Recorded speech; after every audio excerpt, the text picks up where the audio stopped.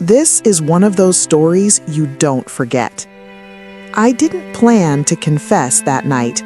Confessions are supposed to be intentional, carefully written, neatly delivered, timed for maximum effect. Mine slipped out at 2:17 a.m.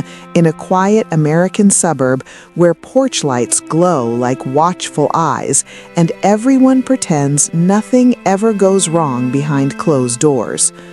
I had just deleted the message for the fourth time.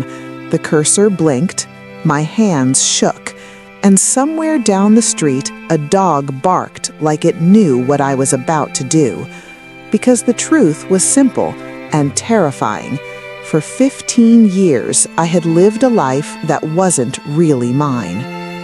I grew up in a town where secrets were buried under manicured lawns and polite smiles, the kind of place where neighbors waved every morning but never really saw each other. We had church on Sundays, barbecues in the summer, and gossip disguised as concern. My parents were pillars of the community. My father coached Little League. My mother organized charity drives. People trusted us, admired us. That trust would become my shield and my prison. The first secret began when I was 19.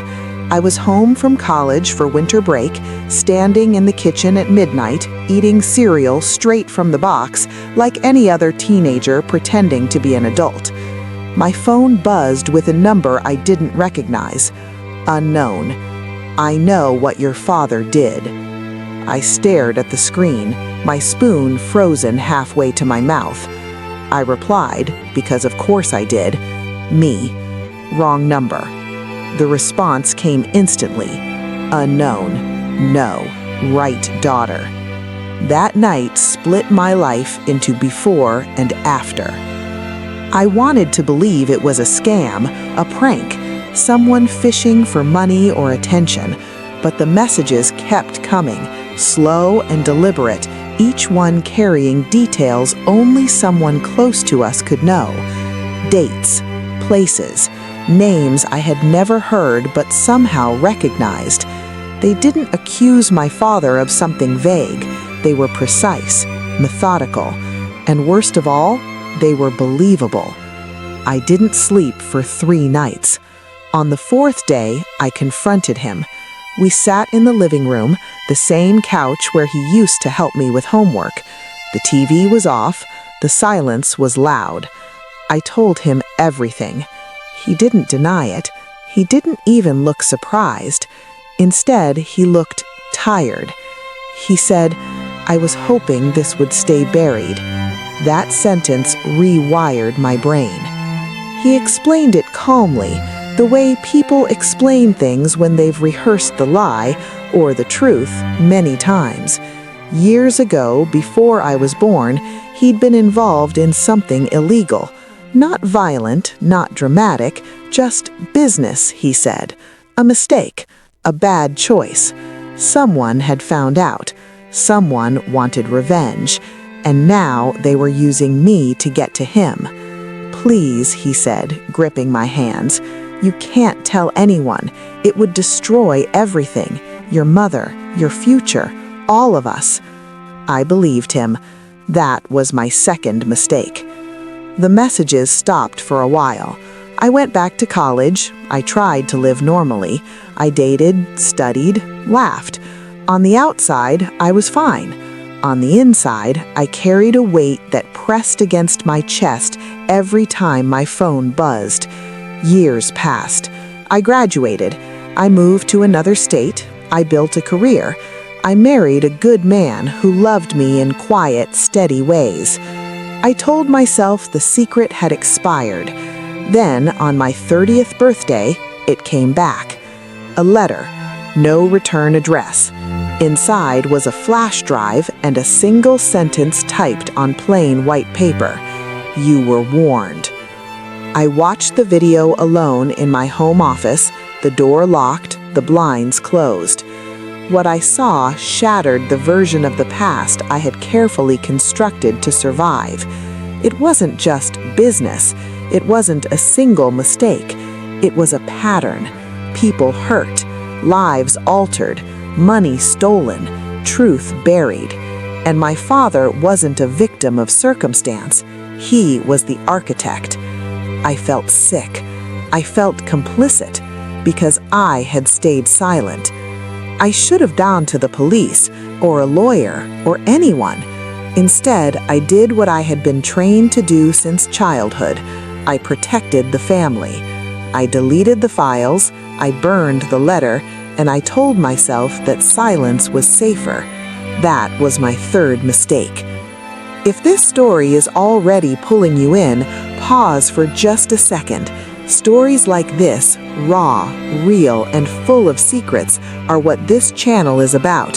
Hit like and subscribe now, because what comes next only gets darker. The blackmail began subtly. A donation request to an anonymous charity, a favor here, an introduction there. Nothing illegal on its own, but together they formed a leash. My father was aging, his health was failing, the power dynamic shifted, and the blackmailer knew it. So they came to me.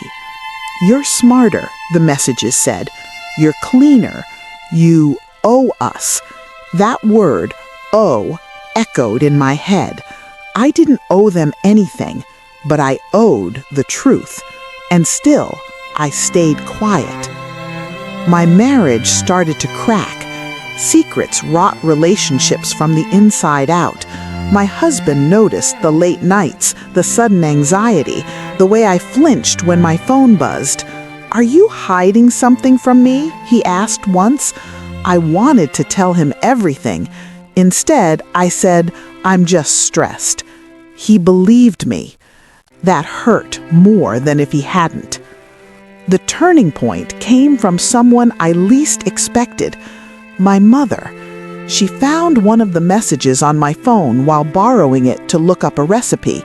She didn't say anything at first. She just handed the phone back with a trembling smile.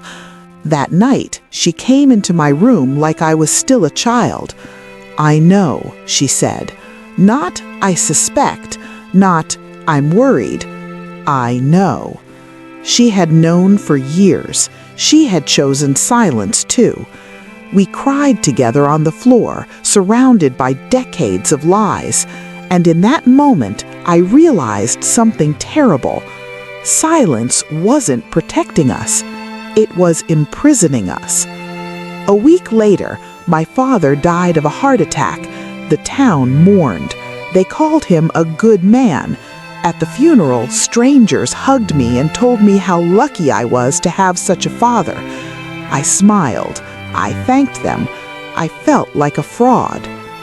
After his death, the messages intensified. "You think it's over?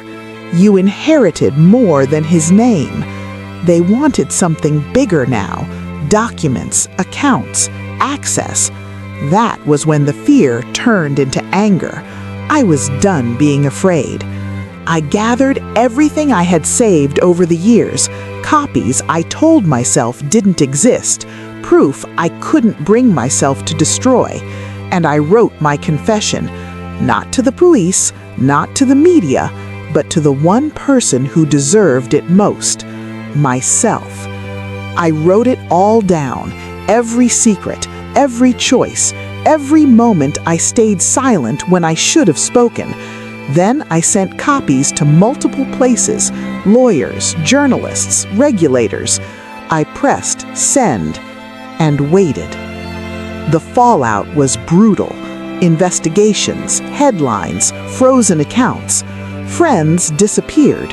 Family lines were drawn. My mother didn't speak to me for months. My husband almost left.